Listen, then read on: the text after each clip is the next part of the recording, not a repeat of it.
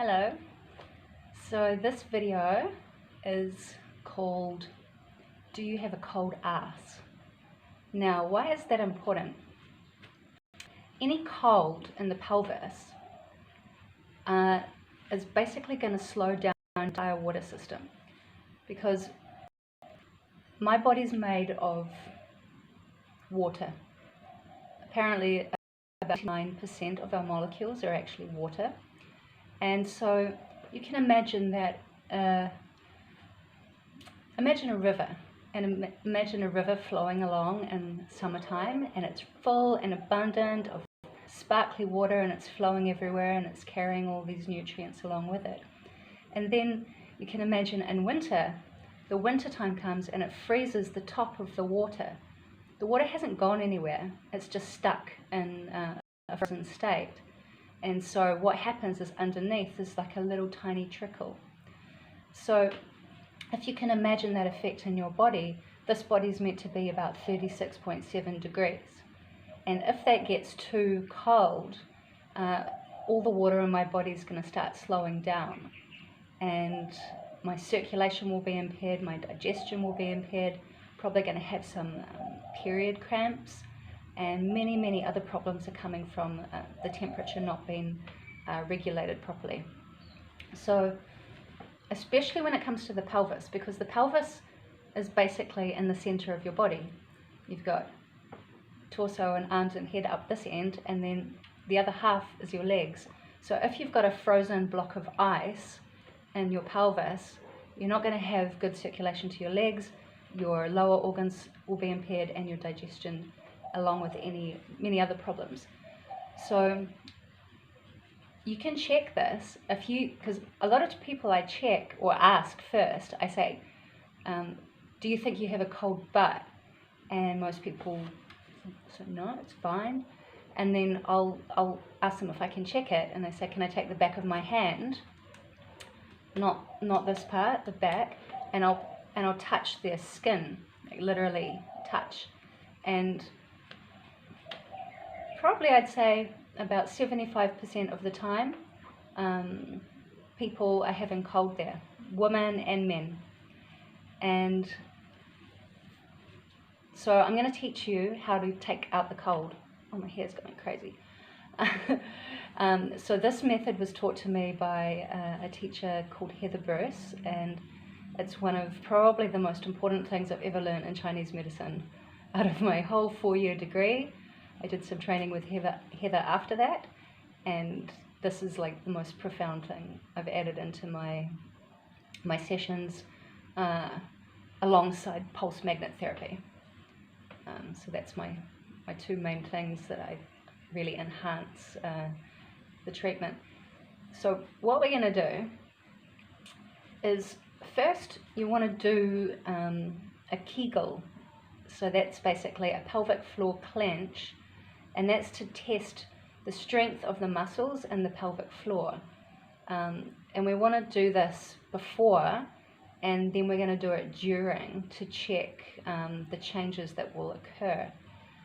Because basically, if you've got too much cold in your body, in Chinese medicine we call that yang qi. And yang qi is all about the fire.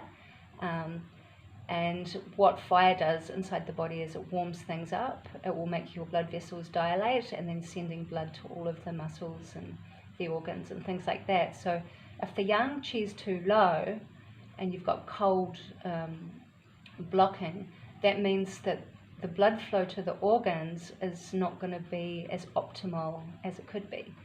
And so once this procedure starts taking out the cold, you'll notice that every time you do these Kegel exercises, they'll get stronger and stronger, because the yang qi, the fire energy, is returning to the muscles as the cold leaves the body. So it's a good way to check that you've got progress happening. So to do a Kegel, basically the feeling is like trying to hold your bladder when you need to go to the toilet, and you don't want to engage your stomach muscles. You're not clenching your stomach, you're actually clenching your internal muscles. You could also describe it as trying to touch maybe the the anal orifice to the vaginal orifice for women. I try and clench them together, and for men it's more like the bottom of the prostate, and trying to clench that area. So you're going to do that before, so sort of clench and then release, and then clench and release. And if you've got a weakness in that area, maybe you're going to feel it's quite hard to maintain the clench, or you might not be able to have much sensation happening, or it just might feel like the area that you can clench is quite skinny or small. So that's the way to do that. And so the next thing we want to do is you want to get yourself one of these, which is a Chinese medicine cup for cupping. You can buy them online, they're super cheap. This one is, well, normally they're number 4, this one says 6, but it's actually a number 4 size wise, because you can get lots of sizes. And what I'm doing here is I'm just rubbing it up and down on my hand, and what that is doing is I'm warming the cup up, because you don't want to put something cold on your skin when you're trying to take out cold, because your body will clench up, and then you've actually basically done the opposite of what you're trying to do. And then I'm also checking for any broken glass, because the last thing you want to do is stick a piece of broken glass on when you're about to do suction, because we're going to do suction cupping here. So you have to get over your apprehension around having flames on your body. They're not going to touch you. So what we're doing here is exposing the belly button. It's my belly button. This is some coconut oil. I'm just going to take out a little bit, and I'm just going to put it around the belly button, just larger than that diameter, okay? And then the next thing you want to do is take a tissue and a coin. So this coin is like 5 Swiss francs. In New Zealand we used to have big 50-cent pieces. I think they still do in Australia. But the point of this is to have it heavy enough. So it doesn't really matter what kind of coin it is, as long as it's got a bit of weight to it. The Indonesian coins are like way too light, so if that's all you've got, you could probably stack a few of them together just to make it, a little bit weighty. And so what you're going to do is, in the center of the tissue, you're going to put the coin, and I'm just holding it on the back, and then you're going to sort of pull it down like this, and then I'm just going to twist it around loosely, and then I'm going to hold the bottom of that, and I've got this paper sticking out the top. Now I'm going to rip some of the paper off, because there's too much flammable stuff going on here, so I don't need all of that. And if I did light it, it has potential to go flying off, because it will burn, and then it will come away from its body, and then it might fly around the room, so we really want to avoid problems. So I'm just going to literally hold the base and tear. Right? Now I'm going to put that right in the center of my belly button. Okay? And so I've got already prepared here a lighter, and now I get my cup, I warm it up a little bit, and I'm gonna light this thing. So I'm not gonna light the top, I'm gonna light more from one of the lower sides, and then I'm gonna stick the cup on, and it's gonna suck. Okay.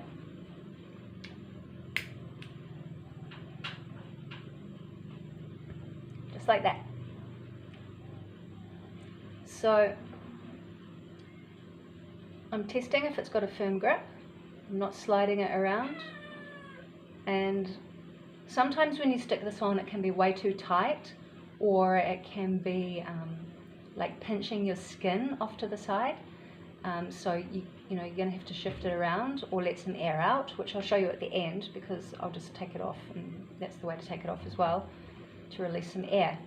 For men, because a lot of men have more hair on their stomachs, it's not going to stick. So if you really want to do this and you're a man and you've got a lot of hair, you're going to have to cut it or shave it, which I've done on, you know, quite a few of my clients. They don't seem to mind, because it actually is really, really helpful for, you know, getting their issues sorted out, which can be back pain or sciatic pain, stuff like that.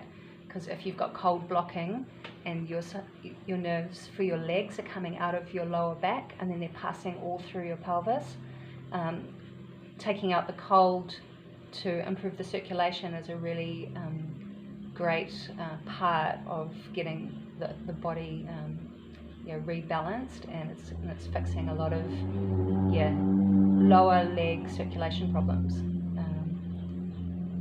So yeah, I've done this probably about half and half on men and women, and all have really, really good results. So what I'm going to do now is I'm going to, you want to leave this on for probably minimum 20 minutes to get some kind of change happening.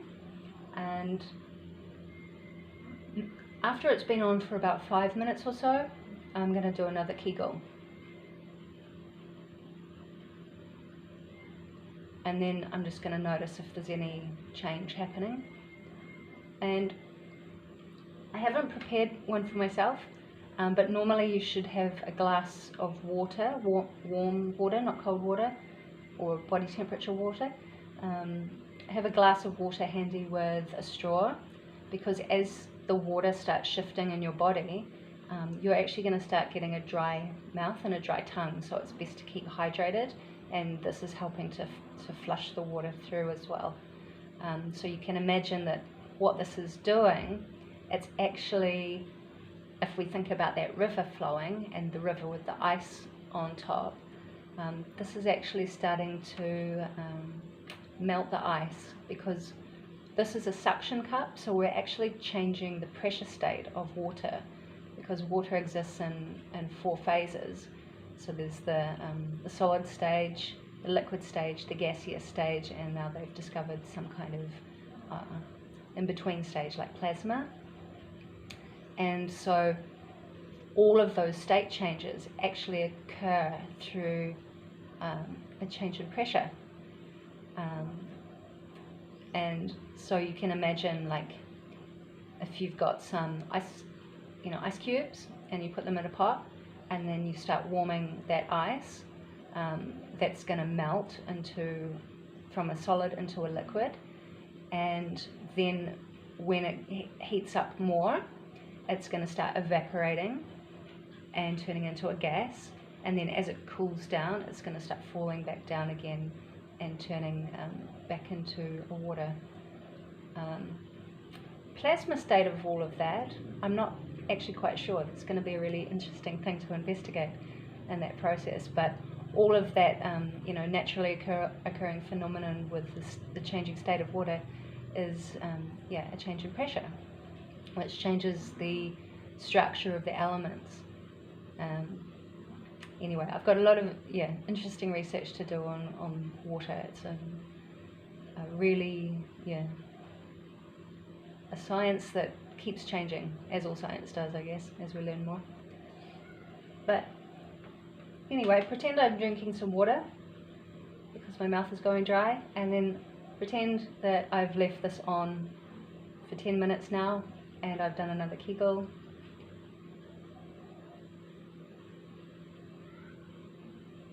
It's actually already changing. Like, I'm noticing more energy movement around my lower organs, and the muscle strength is already starting to feel stronger. So yeah, you can do this. Obviously you have to lie down, so what do you like to do when you lie down? You can read a book, you can do your work on your phone or your laptop, maybe not so much your laptop, or you can watch a movie or meditate or tune into how your body is feeling while this procedure is happening, which I recommend doing because everyone's different. Like, 20 minutes is the golden rule, and when we leave acupuncture needles in, we usually do a minimum of 20 minutes, just because that's how long it takes to have some kind of physiological change. And quite often when I've done this, I've noticed that after that time, I'll start feeling this feeling of fluid rushing down the back of my legs, like, the water that was trapped in the ice block that was my cold ass in my pelvis. Once that water is released, it starts flowing, and it will actually start, you can feel it flowing down your legs. One interesting thing that happened, probably one of the first times I did this, is I looked at my face in the mirror afterwards, and I'd always thought I'd had a naturally thin top lip, and I just thought that was my body. And then after I did this cupping, I looked in the mirror, and my whole entire top lip was big, like it had rebalanced itself with the bottom lip, and they were matching. And I was, what? How could taking out the cold make my lip bigger? That's just crazy. But you never know what's going to happen when you start shifting energy around in your body. So right now I'm feeling like, because I haven't done this for a while, so it's actually quite good to get another go. I can feel in my glutes, like there's sort of warmth returning, and on the inside of my thighs at the back, I can feel that's a little bit cold in comparison. So I'm noticing that my body is starting to change around as this water's coming out. So I'll do one more Kegel, and another one.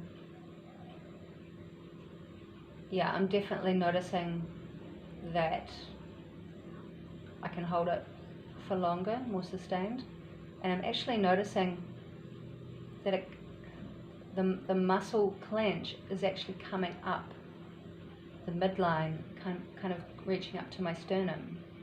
So it's kind of my internal channel clenching ability is kind of rising up my body. So now I'm feeling, even though I've got my back exposed, the back of my back is starting to feel warmer.